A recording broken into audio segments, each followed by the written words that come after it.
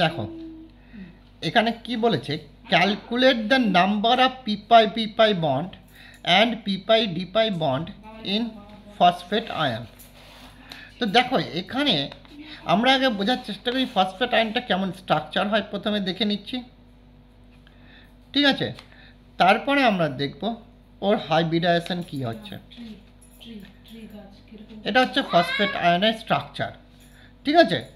এবার দেখো ফসফরাসের, ঠিক আছে, যে কি থাকে 3s 2 ইলেকট্রন,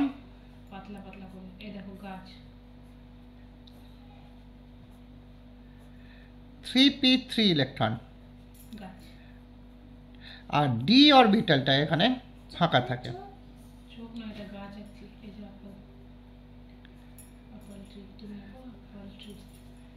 ডি ইলেকট্রনটা ফাঁকা থাকে, ঠিক আছে? এবার দেখো এই যে ডি ইলেকট্রনটা ফাঁকা আছে এখানে, এবার আমরা দেখে নিচ্ছি অক্সিজেনের গল্পটা কি। অক্সিজেনের হচ্ছে 2s এ দুটো থাকে, 2p-তে 1 2 3 4টা ইলেকট্রন থাকে।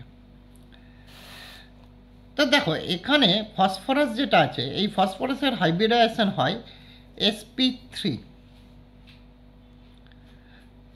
ঠিক আছে? কি হলো sp3 হাইব্রিডাইজেশন এখানে হচ্ছে।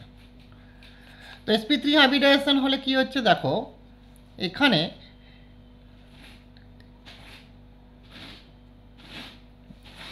এখান থেকে একটা ইলেকট্রন প্রথমে এখানে চলে আসে, ঠিক আছে, এখানে চলে আসে, আর এটা হচ্ছে ব্যাপার হলো এটা।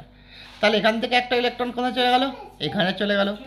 তাহলে এটা দেখতে কেমন হয়ে গেল, এবার এবার ফসফরাসের এটা কেমন হয়ে গেল দেখো, 3s1 3p111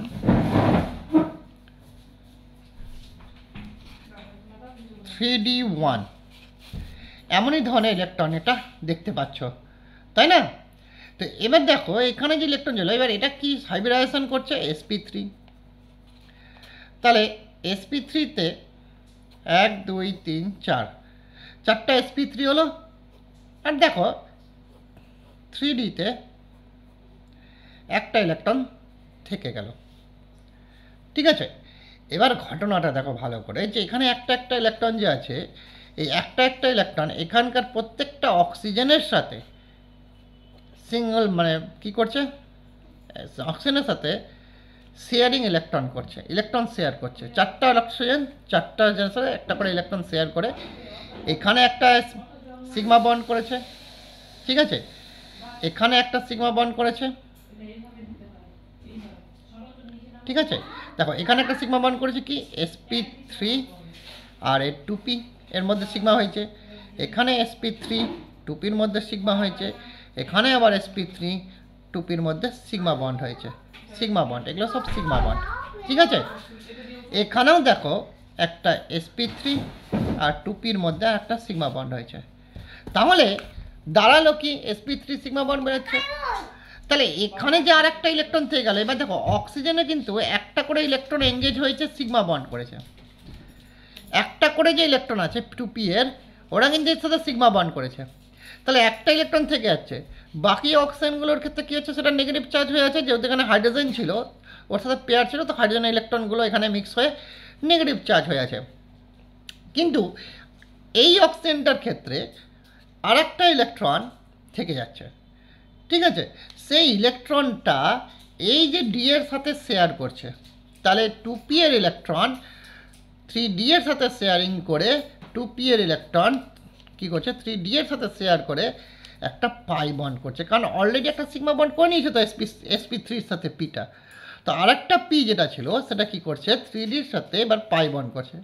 তাহলে নাম্বার অফ, তাহলে এটাকেই বলবো যে যেহেতু পি আর ডি এর মধ্যে, পি অরবিটাল আর ডি অরবিটালের মধ্যে পাই বন্ডটা হলে এই বন্ডটা পাই বন্ডটা, তাই জন্য এটাকে বলবো পি পাই ডি পাই বন্ড। তাহলে কটা পি পাই ডি পাই বন্ড হলো, তাহলে একটাই পি পাই ডি পাই বন্ড হলো, ঠিক আছে? আর এখানে কিন্তু আমরা কোনো পি পাই বন্ড দেখতে পেলাম না, অর্থাৎ পি পাই বন্ড শূন্য আর ডি পাই বন্ড একটা। বুঝতে পেরেছো সবাই? আশা করি সবাই বুঝতে পেরেছো। ধন্যবাদ।